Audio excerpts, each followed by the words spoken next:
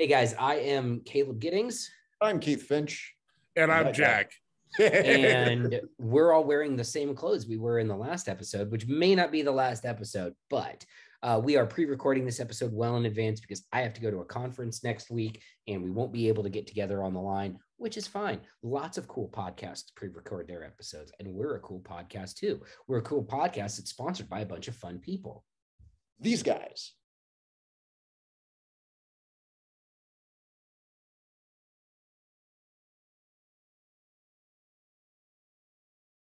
Yay! So this week we are discussing. So one of the defining traits of kind of our generation of gun owners, like the elder millennials, is that we grew up, or we remember when Russia was the Soviet Union. We remember the transition from the Soviet Union to like that really like brief period in the early 90s when, you know, Tom Clancy was writing crazy books about Russia joining NATO, and like for a minute we thought like Russia might be the good guys, and then obviously, you know, we have Russia.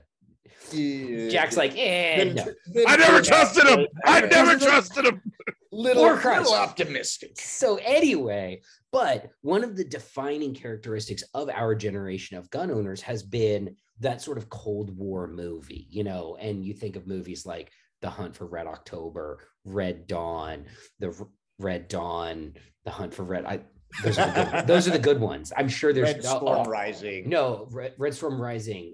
Ones you've never heard of, like Firefox, which is actually one of my favorites. Firefox. Oh, yes. You have to think in and Russian. Then you have those kind of Cold War adjacent movies, like anything. The whole Rainbow series and the whole what was the other one? Chuck Norris's one. Chuck Norris's Rainbow. The Delta Force movies? No. Wait, which Invasion USA? I don't know. And I mean, which Invasion USA, if you want to talk about like campy Cold War, is pretty awesome because it's Chuck Norris with dual MAC-10s and a shoulder holster. That's the one. Fighting an infiltrating battalion of Russian special forces. I don't know why. I could not explain to you the depths of what occurs in this movie. But at one point, Chuck Norris is hunting a guy in an office with a shoulder-fired anti-tank weapon on his waist, just like clearing corners. And when he finally he finds the dude's got like a rifle. He's like, aha! And Chuck Norris just laws this dude in the chest like he's a T-72. Like just I'm fine with this. I'm totally fine with all of this. So you know what? I'm okay with that because True Lies also gave us terrorists riding on missile to kill other terrorists. That is true. And True Lies, you know, it was part of that transition from the Russians are the bad guys into the period where it was like all, you know, brown people with accents were the bad guys, which we've now transitioned out of, because who do they stack up in job lots in movies again these days?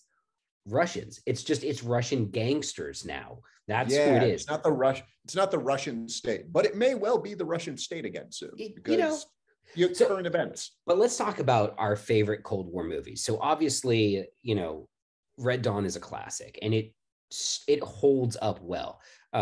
There's an entire group of people who, when someone says Patrick Swayze and Jennifer Grey, they think about Red Dawn. They don't think about that other movie with the choreography. All right. Which is actually a great movie. And I love Dirty Dancing, and I'll fight anybody who disagrees with me. No one puts baby in the corner. But fact. It is not a Cold War movie. So then you also The Hunt for Red October is probably, in my opinion, The Hunt for Red October is the best Cold War movie because it's the best movie of them. It's basically a perfect movie. Like from start to finish, the action's good, the acting's good. You know, yes, Sean Connery comes from the Glasgow region of Russia, apparently, with his really bad accent. I watched this movie before I understood what accents were. So to me, I'm just like, that's what Russians sound like, I guess. Russians sound like Sean Connery. That's weird. Everybody who's not from either the Midwest or the South sounds like Sean Connery. But okay, so like they do. I know we want to crap on his accent in this movie, but they do this really cool thing where everyone's talking in Russian, and as the camera pans over, everyone starts talking in English. I actually just love watched that it last transition. night. So what they I do honestly love that transition. he's talking to the political officer, and it pans in on the political officer's mouth. That's 'cause right. he's Oh, reading, yeah. and he's reading from like the book of Revelation or something, and it pans in on his mouth, and then it pans out and it on the word Armageddon, because the word Armageddon is the same in Russian as it is in English. It then pulls back out, and now he's speaking in English. And I was like, God, that's a really freaking good transition. Like I didn't appreciate how smoothly that's done until recently. Yeah, the whole thing with the Hunt for Red October, because obviously Cold War movies, Russians were the bad guys, so it was very formulaic when it came to a lot of those movies. The Hunt for Red October was one of the movies that broke that formula, because the main cast of Russians aren't bad guys. The main cast of Russians are part of our protagonist team. And they show, not only do they show Russian bad guys and Russian good guys, but you're rooting for the Red October. You're rooting for the guys there, because they kind of represent the Russian gen pop. They represent Russian people, not the whims of the Kremlin, not the Russian government, not what the Red State is after. It's what the soldiers, in this case the sailors, are after, and they feel like they have to do for a moral and just reason. And so the entire movie is about the defection of Sean Connery, the Glasgow Russian, and Sam Neill, who decided to retire from looking at dinosaurs until this upcoming Jurassic Park movie, and instead got on the boat with Sean Connery. Never get off the boat. Never get off the boat. Because he would like to see the great state of Montana. That's his whole goal. He wants to see Montana. And I agree with him on this. Montana is very pretty. like Montana. So within Cold War movies, obviously you have a lot of different genres and stuff like that. You've got your action movies, you got spy thrillers and stuff like that. I have to say that most of the more modern Cold War takes aren't as good as the 80s Cold War movies. You're never going to get a Rocky training montage to beat Ivan Drago again, which is the best it's the best training montage in the history of training montage. You got Drago getting jacked up with roids in his science gym, and this Italian American guy's hitting a tree with a baseball bat. I'm like, America, America. I love when he gets to the crappy cabin, and the Russians are like, "This is all you want." He's like, "It's perfect. It's perfect. I'm gonna run up these mountains in jeans and a leather jacket." I'm like, "You're gonna die." that doesn't work out well in forget boxing, bro. You are not prepared for this level of cold. But he's just like, "I got a bomber jacket. That's good enough. Let's go running." Do you guys remember Red Heat? Oh, with yes. Arnold Schwarzenegger, where he's like a Russian cop, and he comes to America, and I think he's working with, was it one of the Belushis? Yes, Jim. Yes, yeah. He's paired with Jim Belushi to solve a murder. God, that movie was bad. That movie was very, but very bad. It does have Arnold with a Desert Eagle that I think they call a 9x30 millimeter Tokarev round or something but it's got the extended barrel Desert Eagle, which is my favorite Desert Eagle. It's a very aesthetic look. Yeah, I'm a big fan. I'm just gonna say it. Completely understand. It can be a bad movie with the 1980s are the greatest thing ever for the Desert Eagle, where we just threw them in there oh yeah, this guy carries his gun concealed. That makes perfect sense. Those were really good, and it's funny, I think that we're actually kind of being narrow with our definition of Cold War movie, because we're thinking about kind of the late 70s, early 80s era of the Cold War, which was obviously the most insane era, and we're not looking back at things like Clockwork Orange or no, I mean, another I was gonna say Flight of the Intruder. No, you're thinking of Iron Eagle. No. African mercenary movie. Wild Geese. Yeah. That's peak Cold War Africa. Mm-hmm. These guys are getting hired by a copper mining facility to go do some stuff for us. Yeah, nothing shady whatsoever. This is all good. This is all Remember, fine. it's not shady if you get paid enough money. Right. I mean, technically you could, speaking of Cold War movies, you could sort of lump Lord of War into that. That's definitely one of the first movies that took on the concept of the fall of the Soviet Union, and like the absolute just fire sale where, you know, you had Russian colonels who were like, well, my paycheck stops on Tuesday, so That's in the want a BTR? Hold on, that's in Ukraine. I mean, like, I remember, like, when he's talking to his like extended family member, he's like, you know, as of yesterday, the bosses are in another country. Yeah. And it's like, yeah, I guess so, you know. Great flick. All right, so we're gonna do this will be a pretty short episode, guys. We're gonna do a little roundtable. Everybody's gonna go best movie about how much better America is at stuff than Russia. Go. And Jack. Best movie America's. Yeah. It's got to be Red Dawn. Okay. 12 teenagers, or 9 teenagers, sorry, I got my count wrong, basically screw up a Russian airborne division to the point that they require a Spetsnaz team to go and hunt them, and through just sheer we hunt deer, they murk the Spetsnaz dudes. That's and if you don't get a little up when you watch Red Dawn, you don't know. No, thank you. I absolutely do not vibe with people who are like, oh, Red Dawn from the 80s. I'm not into that. I'm like, okay, cool. You can go over there and just not bring your negativity and your bad energy around me, because I don't like that. That movie's amazing. I don't have to buy into realism to understand that Wolverines will still and continue and forever be one of the greatest war cries of the American people. I have a t-shirt that says Calumet High School on it, which is the name of the high school in the movie, and it's got Wolverines. And I have had people from Calumet, Michigan be like, we don't have a Wolverines high school here. And I'm like, it's not. Don't, please stop talking to me. Oh, it's almost like Legends Matter. Yeah. It's weird. Almost like they help you. Oh.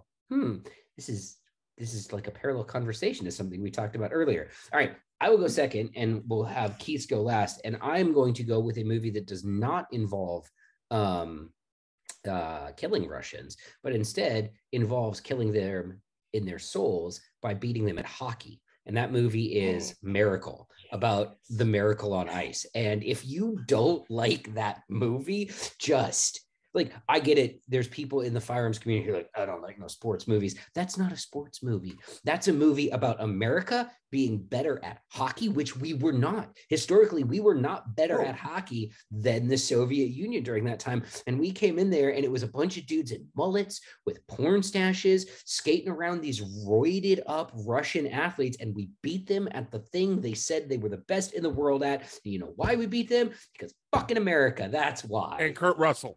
Kurt Russell. Yeah. Kurt Russell being an absolute terrible coach. Like, Kurt Russell is America. That guy. Yeah, but he's being America. And he abuses his players into beating Russia. And if that's not America, I don't know. I don't know what is. It really is. And honestly, it really is a great movie. And it's one of those where, like, if you don't get like sort of those patriotic goosebumps when you're watching it, again, you may excuse yourself out of my friend group. Is the movie 100% accurate? No. It's probably like 20%. A movie accurate. Dramatized. Oh and my! They don't bring it up in the movie, but the Russians had just lost a ton of their best players in an accident, and then there's a conspiracy theory about that accident, right? That the CIA actually arranged it. Okay. Of course there is. I'm gonna say that before I ever met CIA officers, I would not believe that story. I would be like, they wouldn't do something like that. Having now gotten to know several CIA officers, not only do I think that they would do something like that, I think they would black book it just because they wanted just to be petty. That's why they did it. That's why they would have done it. Not that I think they did it or anything like that, but like the motive. Oh no, we just wanted to fuck the Russians. Like, not there's no great state interest in there, but just because Russia. Dude, just fuck those guys. All right, Keith, what's yours?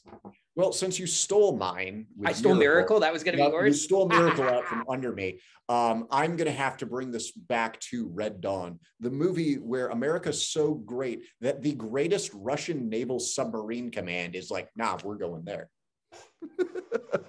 Oh, do you mean Red October? Hunt for Red October. Red Dawn. Sorry, I was like, Hunt for Red October. Freaking submarines in. I got confused. He did want to see Montana. Yeah, he did want to see Montana. Yeah, gotta go see Montana, where good old Sean Connery and Sam Neill take their high-tech, super top-of-the-line Russian submarine, which the Russians were never able to do, by the way. Russian hardware is very ad hoc compared to ours.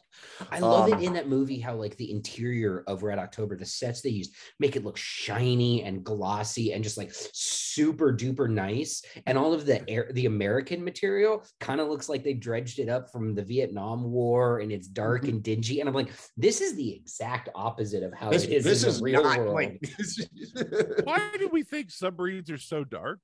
Like does no one understand that there are light bulbs in those things? Yeah, and they're regular level light bulbs because they don't have windows. Yeah, it's not like you have to worry about the hunt. Discipline. So, correction: the Hunt for Red October will be mine because the Great Submarine Team comes to America because the first officer wants to see Montana. And Sean Connery is like, no, Americans are better, and they need our super special Russian submarine to be better than the Russians. Oh man, yeah, it is such a good movie. All of these are great movies. Red Dawn, Miracle. This is like and I mean, there are also like some sub-tier movies that are not great movies. Like Firefox is not a great movie, but Firefox is a really fun movie. If you ever wanted to see Clint Eastwood be sweaty in a motorcycle helmet, he's sweaty a lot in that movie.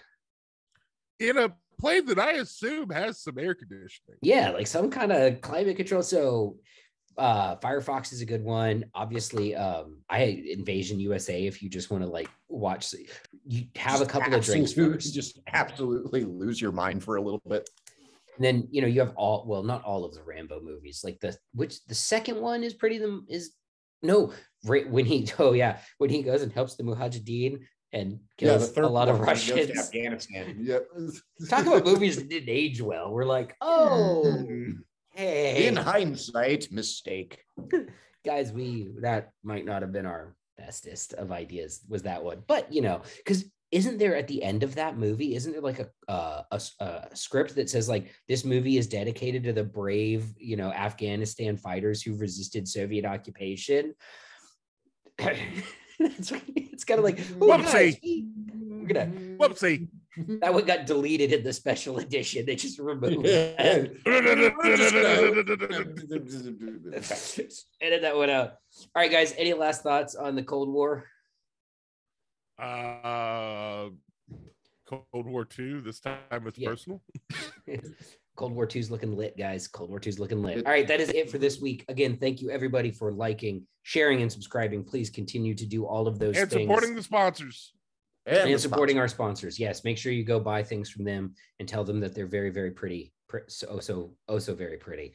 All right, that is it for this week. We will be back next week with a new episode talking about things. That's the postscript I want to add. If you guys have something you want us to talk about, like if you have ideas for episodes, like if you've been sitting there, drop it in a comment, send it in an email on a contact form or something like that. I am always down for new ideas, especially if they're about interesting things. But that is it for this week, guys. We're out. We will be back next week with more.